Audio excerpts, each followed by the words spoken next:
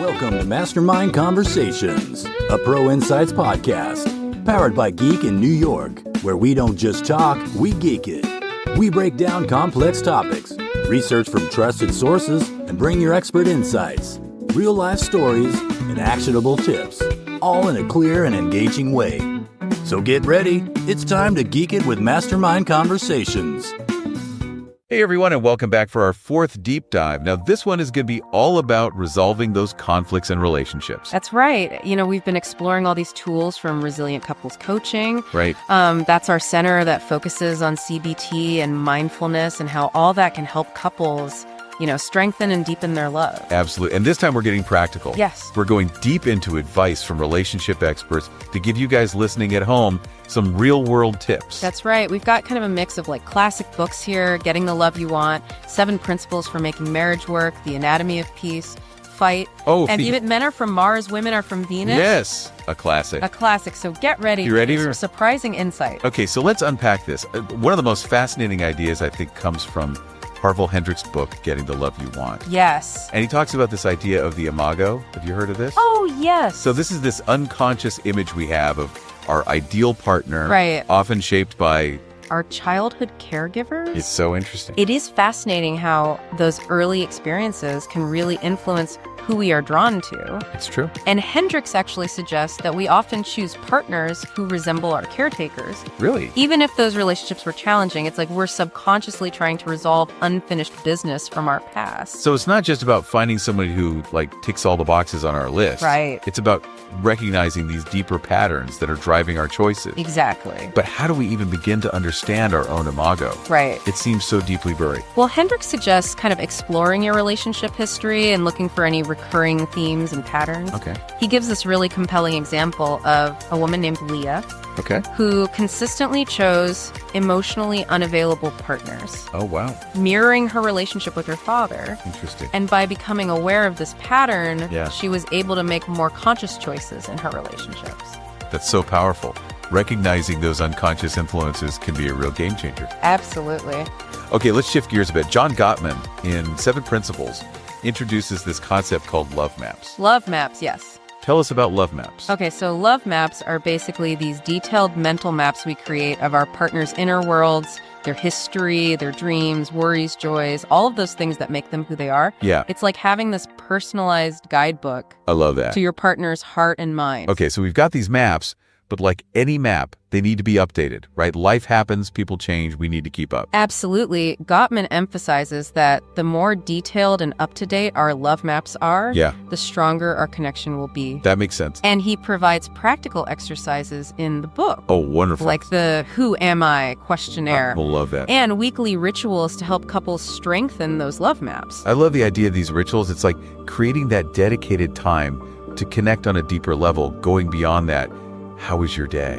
These are the couples who just get each other. Right. You know, they anticipate their partner's needs and respond with empathy and understanding. That's a great observation, and it highlights the importance of not just knowing the basic facts about our partner, but truly understanding what makes them tick, what lights them up, what makes them feel loved and appreciated. So moving beyond those surface-level interactions and really delving into the depths of our partner's being. Exactly. And that's where Gottman's principle of fondness and admiration comes in. Oh, I love that. It's about actively focusing on and appreciating our partner's positive qualities, even amidst those disagreements and frustrations. And this reminds me of something we explored in The Anatomy of Peace. Oh, yes. By the Arbinger Institute. Yes. They talk about the choice to see people as people, not as objects. So important. And it's so easy, especially during conflict, to reduce our partner to just a set of annoying behaviors or traits. Right. The Arbinger Institute calls this being in the box. Okay. When we see our partner as the obstacle to our happiness and we dehumanize them. Yeah. And it becomes almost impossible to find resolution. One of the stories that really stuck with me through The Anatomy of Peace was Yusuf's experience with Mordechai, a fellow prisoner. Oh, yes. Initially, Yusuf saw Mordechai as just another annoyance, you know. Right. But then something shifted, and he found himself extending kindness to him. It's a powerful example of how our perspective can change everything. It wasn't about Mordecai changing. Right. It was about Yusuf choosing to see him as a person deserving of compassion. And that's a great reminder that we always have that choice. Yes. In how we perceive our partner. Absolutely. Even in the heat of the moment. Yes. But let's get real. Sometimes those conflicts can get pretty heated. Oh, yeah. I'm thinking about the Gottman's work in Fight. Oh, yeah. Where they identify those different conflict styles. Yes. Avoiders, yes. validators, and volatiles. It's so helpful to understand these different styles, both our own and our partners. I agree. Avoiders, as you might guess, prefer to steer clear of conflict altogether. Makes sense. Validators are all about empathy and understanding. Okay. While volatiles bring a lot of passion and energy to their disagreements. I can already see how mismatched conflict styles could lead to some serious communication breakdowns. Oh, absolutely. Imagine an avoider paired with a volatile. Oh. That's a recipe for frustration. Exactly. And the Gottmans offer some great insights into how to navigate those differences. They do. They also introduce the concept of meta-emotions. Yes. Which are our feelings about feelings. Our feelings about feelings, yes. Okay, meta-emotions, that sounds a bit complex. Can you give me an example? Sure. Imagine you grew up in a family where anger was never expressed. Okay. You might develop this meta-emotion of fear or anxiety around anger, making it really difficult to engage in conflict in a healthy way. So it's not just about whether we're an avoider or volatile.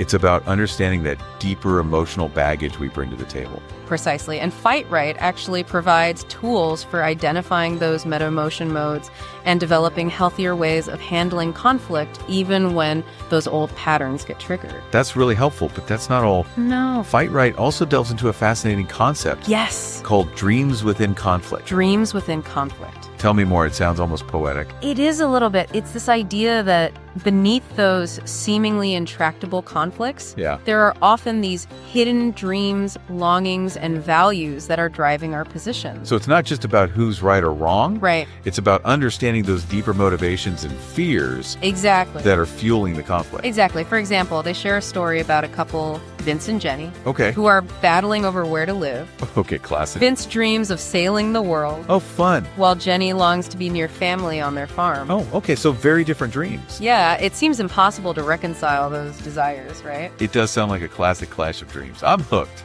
What happens next? Well, through exploring their dreams within conflict, they uncover the underlying needs driving their desires. Okay. Vince realizes his dream is partly about freedom and escaping feeling trapped. I see. While Jenny's is rooted in a need for connection and belonging. Okay. And once those deeper needs are understood, they find a way to honor both of their dreams. That's amazing. So it's like those seemingly irreconcilable differences can actually become pathways to deeper understanding and intimacy. Exactly. But before we dive deeper into that, let's take a little break. Okay. When we come back, we'll explore some more practical tips from these experts on how to navigate those heated moments when conflict arises. Stay tuned. All right, see you soon. Welcome back. It's amazing how understanding those hidden dreams within conflict can shift everything. It really is. It's like those seemingly insurmountable obstacles can just melt away. Right. When we tap into that deeper level of understanding. Yes. But, let's face it, conflicts can get messy. They do. And sometimes we need some strategies for those moments when emotions run high. Yes. Those times when we just feel like we're drowning in feelings. Yeah. And rational thought just goes out the window. You describing what the Gottmans and Fight Right call flooding. Flooding. It's that physiological response to feeling overwhelmed and threatened. Okay. And it can really hijack our ability to communicate effectively. Oh, yeah. Our fight or flight response takes over, and we're no longer able to access those rational parts of our brain. It's like our emotional circuits just get overloaded and we short circuit. Right. So what do we do when we're in that flooded state? Well, the first step is recognizing it. Okay. Notice those physical signs like a racing heart, shallow breathing, that feeling of being completely overwhelmed. Yeah. Once you realize you're flooded, Fight Right recommends taking a timeout. A timeout? A timeout. Like we're back in kindergarten. Well, kind of, but it's about giving yourself permission to step away from the conflict, to calm down and regain your composure. Okay. It's not about giving up on the conversation, right, but about hitting the pause button so you can come back with a clearer head. So it's like saying, hold on, my system is overloaded. I need to reboot before we can continue this conversation. Exactly. But what about when our partner is the one who's flooded? Right. How do we help them regulate their emotions? That's where empathy and understanding come in. Okay. Remember, when someone is flooded, their rational brain is offline. Okay. So trying to reason with them or argue your point Right. is only going to escalate things. Yeah. Instead, focus on validating their feelings and making them feel safe. You could say something like, I can see you're really upset. It's okay to take a break. We can talk later when we're both calmer. So it's about meeting them where they are emotionally, not where we want them to be? Exactly. But is there anything we can do to prevent flooding in the first place? Oh, absolutely. Because it seems like if we can avoid getting to that point of emotional overwhelm, Yes. we'll have a much better chance of resolving conflicts effectively. Absolutely. One of the most effective ways to prevent flooding is to create a culture of appreciation and respect in your relationship. Okay. This is where Gottman's ideas about love maps and shaunness and admiration come in. Right. The more we understand and appreciate our partner, Yeah. the less likely we are to trigger those defensive reactions that lead to flooding. It's like those everyday gestures of love and appreciation kind of build up our emotional immunity, Yes. making us more resilient to conflict. Exactly. And those gestures don't have to be grand. Right. It's often the little things that matter most. A genuine compliment, Yeah. helping with a chore, Yeah. truly listening when your partner needs to talk. And this is reminding me of John Gray's concept of love bank accounts for men are from Mars, women are from Venus. Oh, yes. Every interaction is either a deposit or withdrawal. I love that analogy. Right. Those acts of kindness and appreciation are like deposits building up a reserve of goodwill. Okay. And those moments of criticism, blame, or neglect are like withdrawals depleting that reserve. And picturing those couples who are just constantly bickering. Yeah. It's like they've overdrawn their love bank account. Right. And they're now in a state of emotional bankruptcy. That's a perfect way to put it. Yeah. And Gray's emphasizes that it's so much easier to navigate conflict when that love bank account is full. Right. When we feel loved, appreciated, and respected, Yeah. we're more generous and forgiving. It seems like all of these experts, despite their different approaches, are pointing to the importance of cultivating a positive emotional climate in our relationships. That's such a key insight. It's not just about learning how to fight fair. Right. It's about learning how to love well. And that includes understanding how to speak each other's love languages. Yes. Remember Gray's idea that men often need approval, Yes. while women crave validation. Exactly. So men might feel loved when they're admired and respected, while women might feel loved when they're heard and understood. Right. And when those needs aren't met, it can easily lead to conflict. Exactly. It's about recognizing those differences and learning how to express love and appreciation in ways that resonate with our partner. Absolutely. But let's not forget the power of humor. Oh, yeah. Even amidst conflict, Yes. those lighthearted moments can help diffuse tension and remind us that we're on the same team. That's so important. This is also helpful. But I'm wondering, is there like a magic formula for conflict resolution? Some kind of one-size-fits-all approach? I wish there were. Yeah. But the truth is, there's no magic bullet. Right. It's about finding what works for you and your partner, whether it's taking a timeout, using soften startup, injecting humor, or simply remembering to make those deposits into the love bank account. So it's about being flexible, adaptable, and willing to experiment. Exactly. And always remembering that conflict, while challenging, Yeah. can be an opportunity for growth and deeper connection. That's such a good point. Speaking of deeper connection, Yes. there's a powerful technique from Hendrix's Getting the Love You Want that we haven't talked about yet, Okay. the Imago dialogue. Oh, yes. Are you ready to explore that? Let's do it. Okay. Okay, so we're back and ready to dive into this Imago dialogue. Yes. Sounds like a powerful tool for navigating those tricky conversations. It really is. It's a structured way for couples to talk to each other, especially when things get tough, Okay. so that they can truly listen and understand each other. So it's like creating a safe space where we can express ourselves without that fear of judgment or interruption. Exactly. I'm already feeling calmer just thinking about it. It's a 3-step process. Okay. First, one person shares their feelings, Okay. while the other listens attentively. Okay. No interrupting, no problem solving, no giving advice. Got it. Just pure focused listening. And as you listen, you mirror back what you're hearing to make sure you're getting it. So it's like we're holding up a mirror to our partner's experience, reflecting back their emotions and helping them feel truly heard and seen. That's a great way to put it. And once the speaker feels heard, the listener moves on to step 2, validation. This is about acknowledging that their feelings are valid, even if you don't agree with their perspective. So it's not about saying you're right. Right. But it's about saying, I understand why you feel that way. Exactly. It's about meeting them where they are emotionally. Precisely. And the final step is empathy. This is where you try to put yourself in your partner's shoes and imagine what it's like to experience the world from their point of view. And this reminds me of that concept we talked about earlier from the Anatomy of Peace. Yes. Seeing people as people. Yes. When we practice empathy, we're stepping outside of our own limited perspective and really trying to understand our partner's experience. That's a powerful connection, and Hendrix believes this 3-step process can be incredibly transformative. Okay. It shifts the dynamic from defensiveness and blame to understanding and connection. It's like building this bridge of empathy between two different worlds. This all sounds amazing in theory. Right. But I'm a bit of a pragmatist. Okay. Are there any specific phrases or techniques that can help us navigate this Imago dialogue?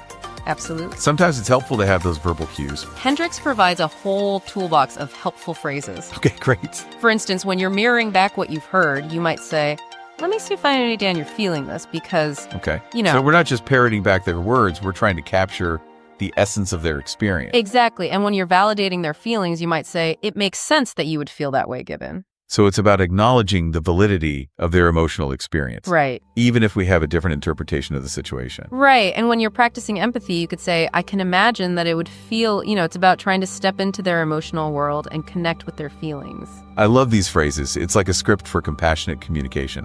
This makes me think about all those times I reacted defensively when my partner was trying to express their feelings. Yeah. If I had known about this Imago dialogue, then maybe I could have responded with more empathy and understanding. It's never too late to learn new skills. That's true. And remember, the more you practice the Imago dialogue, the more natural it will become. This is so encouraging. It's like we're being given this roadmap to deeper connection and understanding. But is this just for resolving conflict? Can we use the Imago dialogue for everyday conversations too? Absolutely. It's a fantastic tool for building intimacy and connection in any area of your relationship. It's about creating a culture of empathy and understanding in your communication. Wow, this is really resonating with me. It's like we're being given the keys to unlock this whole new level of communication in our relationships. But before we wrap up, is there anything else from our stack of expert advice that you think is essential for our listeners to remember? I think it's crucial to remember that relationships are a journey, not a destination. Yeah. There will be ups and downs, moments of harmony and moments of discord. The key is to approach those challenges with a spirit of curiosity and compassion. That's such a beautiful reminder. It's about embracing the imperfections and seeing those bumps in the road as opportunities for growth. Exactly. And remember, you don't have to do this alone. There are incredible resources available like Resilient Couples Coaching, our center that uses CBT and mindfulness to help you build stronger, more fulfilling relationships. Well said. And on that note of hope and empowerment, we'll wrap up our deep dive into conflict resolution and relationships. It's been an amazing journey exploring the wisdom of these incredible relationship experts and uncovering these practical tools for building more loving and connected partnerships. Thanks for joining us on this exploration. Remember, you have the power to create positive change in your relationship, so keep learning, keep practicing, and keep loving with all your heart. That's a wrap for this episode of Mastermind Conversations, a Pro Insights podcast powered by Geek in New York, where we don't just talk, we geek it. We hope you gain valuable insights, learn something new, and are ready to apply it in business and life. If you enjoyed this episode, don't forget to subscribe, share, and leave a review. It helps us bring you even more great content. Until next time, stay curious, keep learning, and always geek it.